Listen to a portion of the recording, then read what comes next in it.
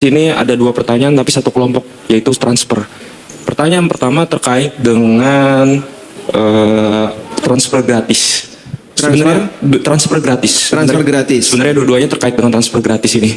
Yang pertama terkait dengan penyimpanan, yaitu ada sekarang di Shopee Bank, atau kita bisa juga pakai Dana untuk transfer gratis. Jadi kan mesti membuka dulu kalau di Shopee Bank kan. Kalau di Cbank harus membuka dulu. Terutama kayak Dana. Jadi kita harus transfer dananya dulu baru bisa mendapatkan itu adalah transfer gratisnya. Yang pertama. Yang kasus yang kedua itu terkait dengan Flip, Ustadz. Dimana di Flip itu ada kode unik di belakangnya. Supaya transfernya lebih murah ya Ustadz ya. Jadi di Flip itu ada misal 10.000, misalkan kita transfer 100.000, jadi 100.000 berapa kode uniknya. Nah di kode unik itu mereka mengumpulkan dulu hingga mencapai 10.000 baru bisa kita ngambil duitnya. Nah pertanyaannya itu terkait dengan ngambil duitnya dari kode unik itu. Karena saya mikirnya itu kayak jasa jadinya. Apakah boleh kita ngambil kode unik yang di belakangnya itu? Atau bagaimana? Apakah itu termasuk riba dan lain-lain? Nah termasuk juga dengan Shopee dan Cbank dan Dana tadi Ustaz. Jazakallahu khair. Masya Allah. Baik. Barakallahu fikum. Ustaz paham ya?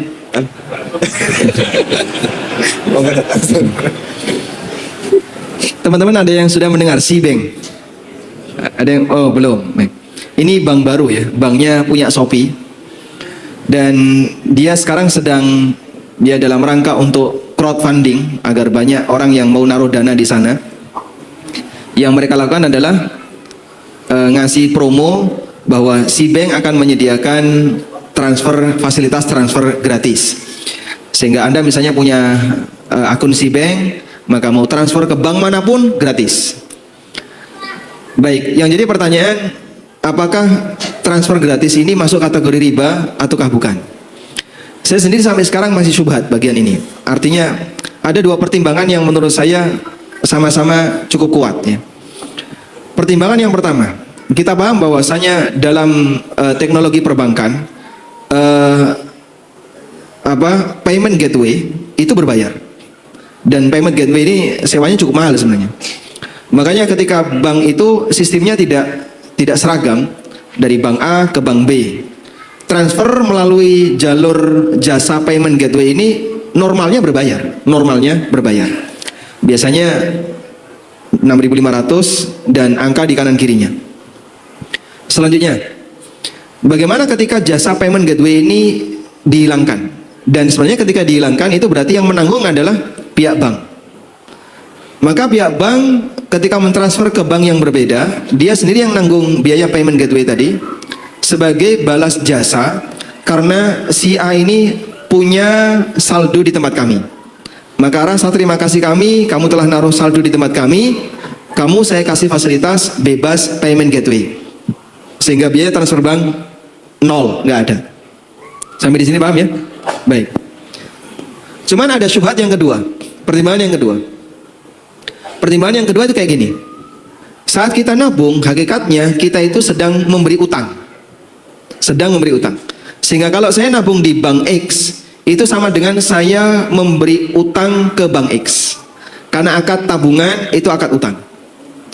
Berarti ketika saya punya piutang di bank X, saya berhak dong untuk menarik piutang itu kapanpun, dimanapun saya berada. Selagi bank X bersedia untuk bayar sesuai dengan perjanjian yang berlaku. Paham ya? Misalnya, saya ngasih utang ke Ustadz Khairullah senilai 10 juta. Kemudian saya pulang ke Jogja. Selesai urusan saya di Banjar, saya pulang ke Jogja. Ustadz Khairullah punya keluarga di Jogja. Sudah?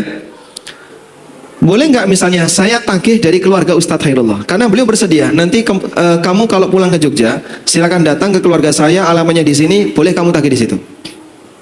Baik, akhirnya saya datang ke keluarga beliau, saya tagih senilai 10 juta tadi dari keluarga Ustadz Khairullah.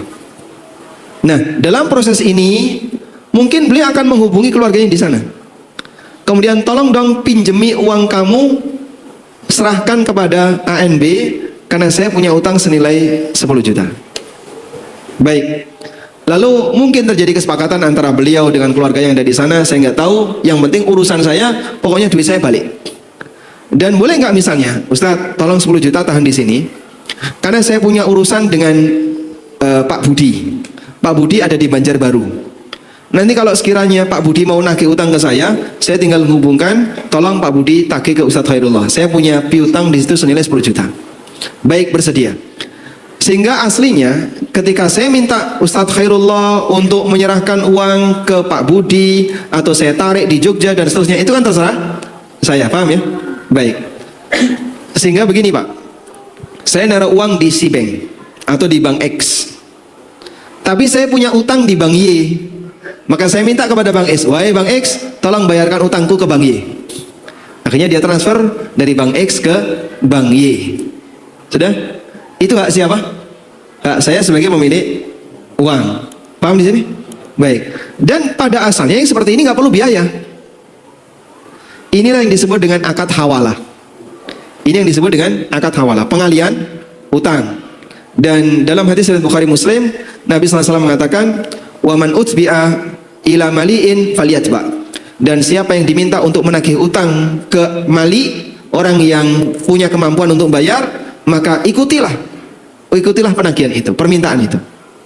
Sehingga ketika saya memberi utang kepada si A yang ada di Banjar, kemudian saya mau bayar utang ke tempatnya si B yang satu kota dengan si A. Ketika saya di Jogja, saya tinggal hubungi B. B, kamu ambil uangnya dari si A. Nggak usah jauh-jauh ke saya. Saya punya uang di si A senilai sekian. Maka B datang ke si A, ngambil uang itu. Dan pada asalnya ini tidak butuh biaya. Sehingga si B nggak bisa misalnya, kalau begitu saya minta biaya transport sekian. Nggak bisa. Karena hukum asalnya dalam hawalah itu tidak butuh biaya. Paham ya? Nah, dua pertimbangan ini sama-sama mendekati dalam kasus bank yang menyediakan fasilitas free transfer antar bank. Kalau didekati pakai akad hawalah, ya pada asalnya haknya nasabah yang punya uang, dia berhak untuk nyuruh bank ini mau transfer kemanapun, nol tanpa ada biaya. Tapi kalau kita dekati dengan kondisi real yang ada di lapangan, bahwa payment gateway, jalur pembayaran itu berbayar aslinya, dan bahkan sewanya mahal. Sehingga kalau kemudian dia bersedia untuk ngirim uang gratis, itu berarti biayanya ditanggung dia. Jika ini latar belakangnya sebagai bentuk rasa terima kasih karena kamu sudah naruh uang di tempat saya, ini kan manfaat karena transaksi utang, dan manfaat karena utang statusnya riba. Nah, kira-kira dari dua pendekatan ini menurut Ustadz Arif yang lebih tepat yang mana ya? Bismillah. Kalau menurut Ustadz, seperti menurut Ustadz. Ada para ustadz di sini ya. Ya, kalau misalnya Anda anggap ini masih syubhat, mungkin Bapak bisa tahan dulu. Karena kita diajarkan oleh Nabi SAW, da' ma yaribuka ila ma la yaribuk. Tinggalkan apa yang meragukan bagimu dan kembalikan kepada yang tidak meragukan bagimu. Nah, yang seperti ini beda dengan kasus flip. Wah, ini kita free speech saja ya. Pokoknya nyebut merek nggak apa-apa ya. Nyebut merek nggak apa-apa. Kasus ini ternyata berbeda dengan kasus flip. Karena flip itu mereka menggunakan sistem yang sama. Jadi caranya begini. Mereka kan punya banyak rekening ya. Rekening di bank A, bank B, bank C sampai bank Z. Sehingga semua bank mereka punya, terutama yang dimiliki oleh masyarakat. Saya punya rekening bank A, mau saya transfer ke bank B. Maka Flip akan menyediakan bank A kamu transfer ke bank A-nya Flip. Sehingga satu bank ini gratis. Karena satu sistem. Udah? Nah, Flip punya kantong uang di rekening B. Ditransferlah ke bank B. Sehingga proses ini juga gratis. Maka sama-sama gratis. Flip sama-sama menggratiskan itu. Dan Flip itu tidak menampung uang. Flip bukan tempat seperti bank yang dia menampung saldo. Makanya Anda tidak menyimpan uang di Flip. Tapi yang Anda lakukan adalah Anda mengirim uang lewat Flip. Wahai Flip, tolong kirimkan uang saya ke B, rekening saya A, kamu kirimkan ke B. Saya kirim dari A ke A, kemudian Flip dari B ke A, B ke B.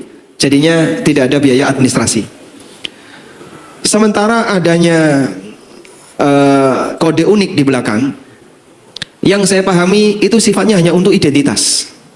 fungsinya murni identitas.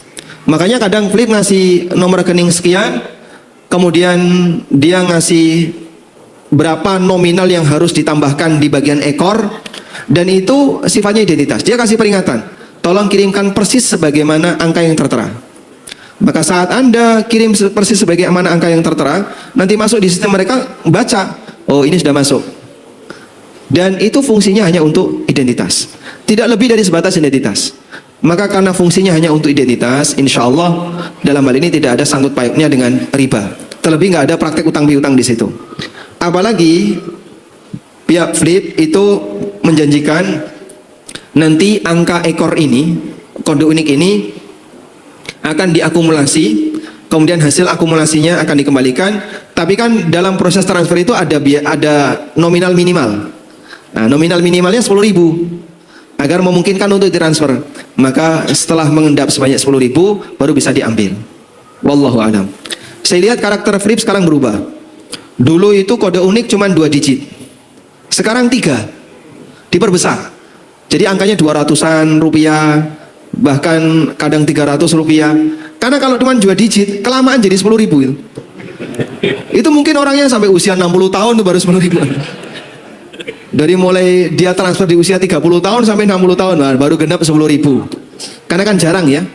Mungkin tidak selalu setiap hari, barangkali sebulan cuma sekali 2 kali. Akhirnya diperbesar, tujuannya untuk mempercepat akumulasi. Nah, jika demikian insya Allah tidak ada masalah. Dan Flip sendiri tidak mengambil biaya administrasi. Insya Allah dalam hal ini sah-sah saja. Maka orang mau bantu gratis boleh nggak? Orang bantu gratis boleh nggak? Boleh. Yang penting tidak ada transaksi utang di sana. Wallahu a'lam.